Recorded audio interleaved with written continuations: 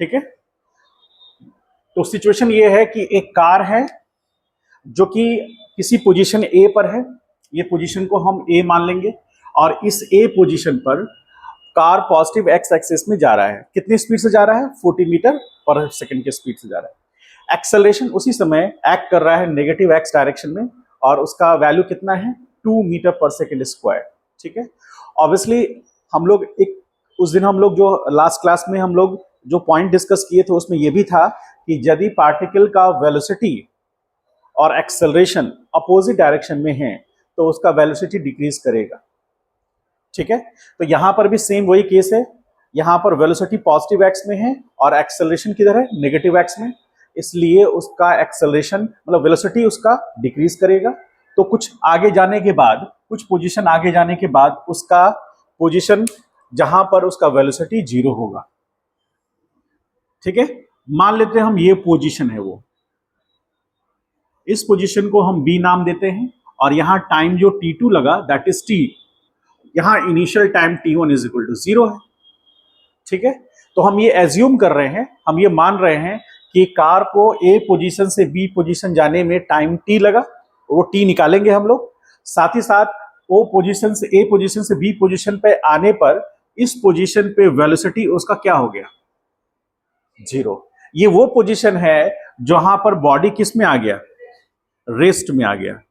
एक fraction of time के लिए, एक बहुत ही स्मॉल इंटरवल ऑफ टाइम के लिए वो रेस्ट पर आया, क्योंकि अब जब रेस्ट पर वो आ गया तो अब वो उसी डायरेक्शन में जाएगा जिस डायरेक्शन में उसके पास एक्सेलरेशन है। तो एक्सेलरेशन नेगेटिव एक्स में है, तो ये फिर वो नेगेटिव एक्स में जाने के लिए रेडी हो जाएगा। अब आप समझिए हमको क्या निकालना है? हमको निकालना है सबसे पहले डिस्टेंस, यानी ए से बी का दूरी जब वो रेस्ट पर आ गया। हम लोग पहले एक क्वेश्चन में भी यही काम किए थे। तो अब जैसे इस डिस्टेंस को हम s मान ले, s, तो हम कह सकते हैं ना कि ये डिस्टेंस कितने टाइम में ट्रेवल हुआ? t टाइम में। ये डिस्टेंस कितने टाइम में ट्रेवल हुआ? t टाइम में, क्योंकि डेल्टा t यहां पर क्या है? डेल्टा t बराबर t2 माइनस t1, और t2 कितना है? t minus 0, that is equal to t। ठीक है। अब यहां पर क्या है? यहां एक्सेलरेशन कांस्टेंट है क्या? एक्सेलरेशन कांस्टेंट है, तो हम यहां कह सकते हैं ना कि since acceleration of the body is constant, constant है, तो हम we can use kinematic equations. Kinematic equation, ठीक है। काइनेमेटिक इक्वेशंस यूज कर सकते हैं हम लोग। तो काइनेमेटिक इक्वेशन में हम लोग पहला इक्वेशन क्या है? v बराबर u प्लस ए टी, है ना, और उसके बाद v square equal to u square plus 2as कर सकते हैं। और तीसरा क्या है? s बराबर U T plus half A T square, क्योंकि ये इक्वेशंस तब एप्लीकेबल है जब एक्सेलरेशन बॉडी का क्या है? जब किसी बॉडी का एक्सेलरेशन कांस्टेंट है तब ये तीनों इक्वेशंस फॉलो होंगे। तो हम यहां पर चेक किए कि एक्सेलरेशन तो कांस्टेंट है ना? एक्सेलरेशन कांस्टेंट है या नहीं है? तो इसलिए हम ये तीनों इक्वेशंस को यूज कर पा रहे हैं। अब यहां पर क्या है? इसमें सबसे पहले हमको ये देखना है कि यहां पर u दिया हुआ है, हमको v पता है, तो क्या हम t पता कर सकते हैं? t पता हो जाएगा। तो t पता करने के लिए हम ये वाला फॉर्मूला यूज करते हैं। तो यहां होगा v is equal to u plus a t. तो v कितना है? 0। u कितना है? 40 प्लस एक्सेलरेशन -2 क्योंकि नेगेटिव एक्स में है, इनटू t। अब ये पूरा का पूरा टर्म इधर आएगा, तो 2t इज इक्वल टू 40, तो t इज इक्वल टू कितना हो गया? यानी कि पार्टिकल को a पॉइंट से b टाइम जाने में कितना टाइम लगा? 20 सेकेंड। इसमें हम लिख सकते हैं दैट इज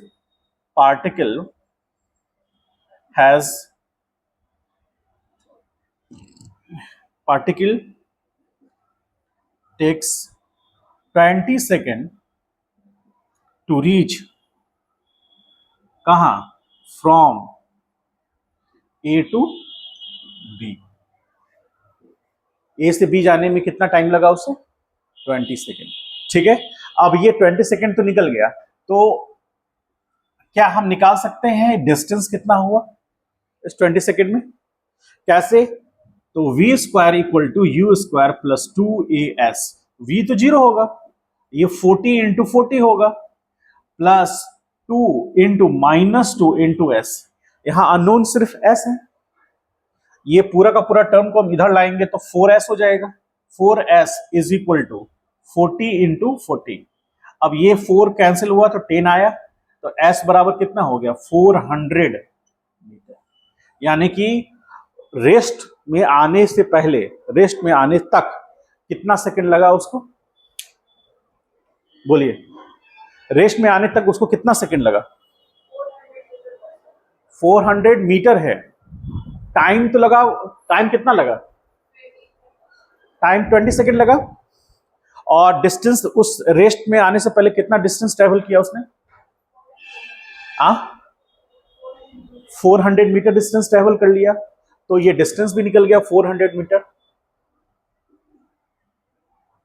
ठीक है, अब आपसे पूछ रहा है क्वेश्चन में कि 12 सेकंड पर क्या पूछ रहा है वो?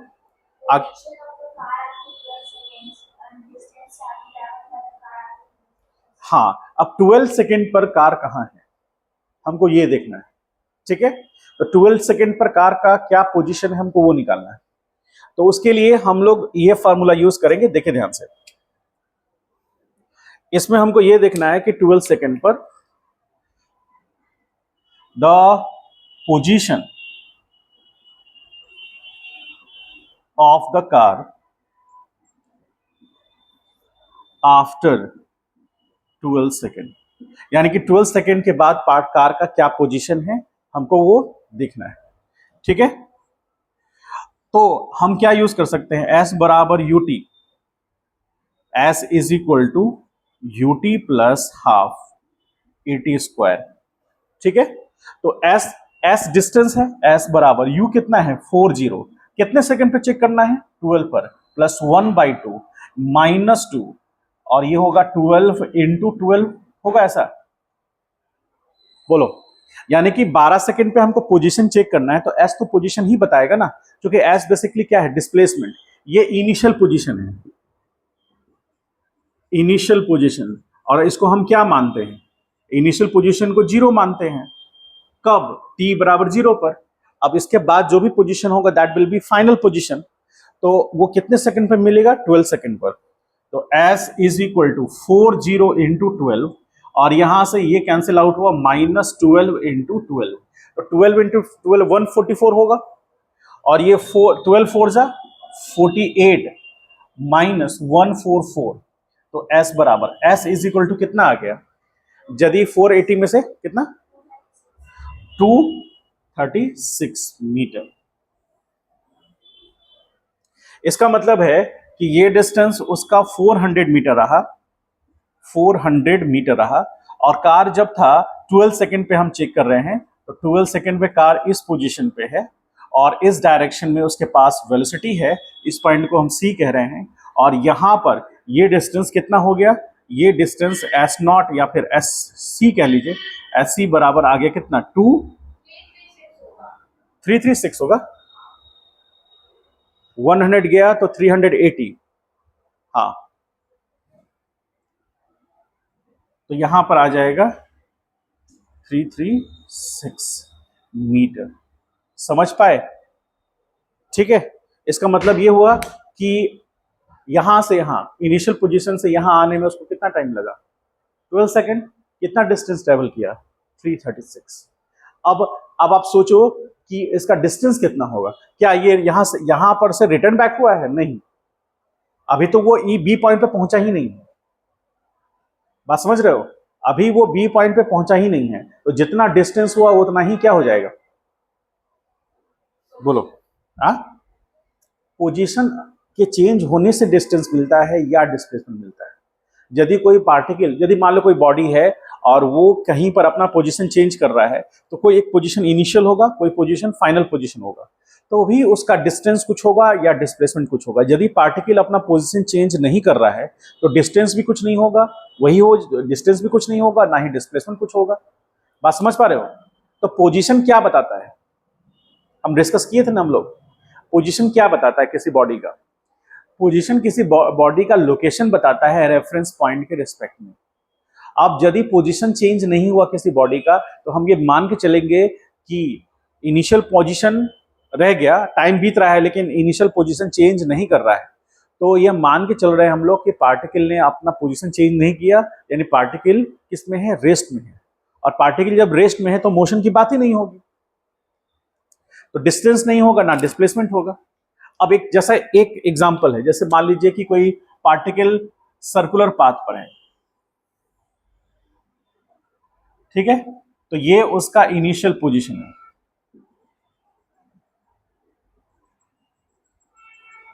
ये पोजीशन ओ पोजीशन है, और ये ही उसका क्या है, इनिशियल पोजीशन है, इनिशियल पोजीशन। अब यदि ये इनिशियल पोजीशन है तो ये इनिशियल पोजीशन पर पार्टिकल जब यहां से चलना स्टार्ट किया कुछ देर के बाद, तो ये मान लीजिए पोजीशन ए है और ये पोजीशन बी है, ठीक है। तो पार्टिकल चलना स्टार्ट किया ए पोजीशन से, उसका इनिशियल पोजीशन हुआ, और मान लीजिए कि टी बराबर 4 सेकेंड पर वो कहां आया, यदि मान लीजिए कि 4 सेकेंड के बाद वो पार्टिकल ए पॉइंट से चल करके बी पॉइंट पे आया, तो ए पॉइंट से चला बी पॉइंट पे आया, तो फाइनल पोजीशन मान लीजिए हमारा बी है, ठीक है। तो पोजीशन चेंज हुआ पार्टिकल का कि नहीं, समय लगा कि नहीं, तो समय के साथ पार्टिकल का यदि पोजीशन चेंज होगा तो बॉडी किस में कहलाएगा, मोशन में। तो ये चीज हम कह रहे हैं कि when the position of a body changes with respect to time, when the position of a body changes with respect to time, then body is said to be किसमें कहलाएगा, body is said to be in motion, body किसमें कहलाएगा, motion में कहलाएगा। समझ पाए? अब यहां पर ऐसा हो रहा है कि नहीं हमको देखना है। पोजीशन ए है तो ए पोजीशन पे उसका जो बॉडी का टाइम था यहां हम जो मान रहे हैं, तो टी इनिशियल, चूंकि इनिशियल पोजीशन है तो टी इनिशियल क्या मान रहे हैं, 0, और ये इसको हम टी फाइनल मान रहे हैं। टी फाइनल मतलब T2 कितना लगा, 4 सेकेंड, यानी ए से बी जाने में उसको टाइम कितना लगा, 4 सेकेंड लगा। तो पोजीशन चेंज हुआ, बॉडी मोशन में कहलाया, ये उसका फाइनल पोजीशन है। तो अब यदि हम यहां से एक लाइन ऐसे ड्रॉ करते हैं तो ये रिप्रेजेंट करेगा उसका डिस्प्लेसमेंट,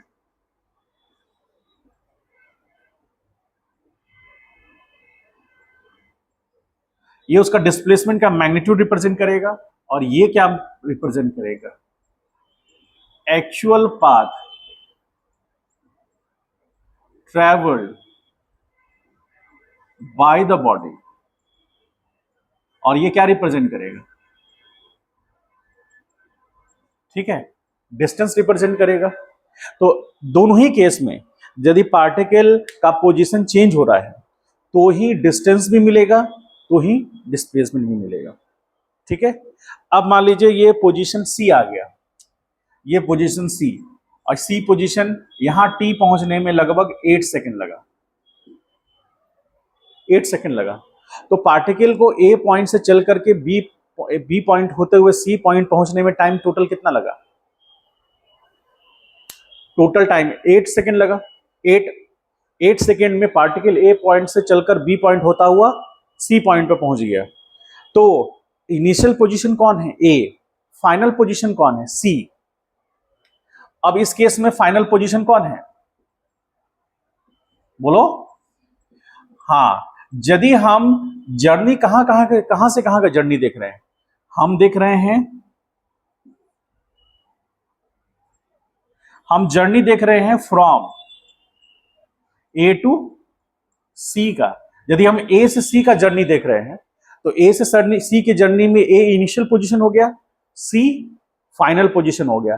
टाइम कितना लगा, टी इनिशियल बराबर 0, T final is equal to 8 second, that is delta T is equal to T final minus T initial is equal to 8 second. इसका मतलब यदि हम ए से सी के लिए देखेंगे तो टाइम कितना लगा उसको, 8 सेकेंड, और उसमें पार्टिकल का फाइनल पोजीशन कौन बना, सी, क्योंकि ए से सी का जर्नी देखे, ठीक है। और जब ए से बी का जर्नी देख रहे थे तो फाइनल पोजीशन क्या था, बी, इनिशियल पोजीशन कौन था, ए, ठीक है। अब हम बात करते हैं जर्नी फ्रॉम बी टू सी। अब हम कहां से कहां देख रहे हैं, बी टू सी, तो इस केस में ये कौन सा हो जाएगा उसका, ये इनिशियल पोजीशन हो जाएगा और ये उसका फाइनल पोजीशन हो जाएगा। तो इनिशियल पोजीशन इस केस में यानी कि टी इनिशियल इस केस में 4 सेकेंड होगा और टी फाइनल इस केस में 8 सेकेंड होगा। तो डेल्टा टी क्या निकलेगा, T final minus T initial is equal to 8 minus 4। तो यहां delta T is equal to क्या है, 4 सेकेंड है ना, डेल्टा टी 4 सेकेंड है, ठीक है। तो डेल्टा टी 4 सेकेंड है यहां पर। इसका मतलब हम इनिशियल पोजीशन बी को लेके चले, फाइनल पोजीशन हमने किसको माना, सी को माना। तो इनिशियल पोजीशन पे पार्टिकल का जो टाइम था, इनिशियल टाइम, वो हमारा इनिशियल टाइम हो गया, और सी पोजीशन पे जो पार्टिकल का टाइम था वो हमारा फाइनल टाइम हो गया। तो इस ड्यूरेशन में पार्टिकल ने कितना डिस्टेंस ट्रेवल किया वो निकलेगा किससे, इस वाले पॉइंट से। ये वाला पॉइंट रिप्रेजेंट करेगा distance, distance travelled by the particle, लिख सकते हैं ना, ठीक है। Distance travel by the particle, और ये क्या होगा,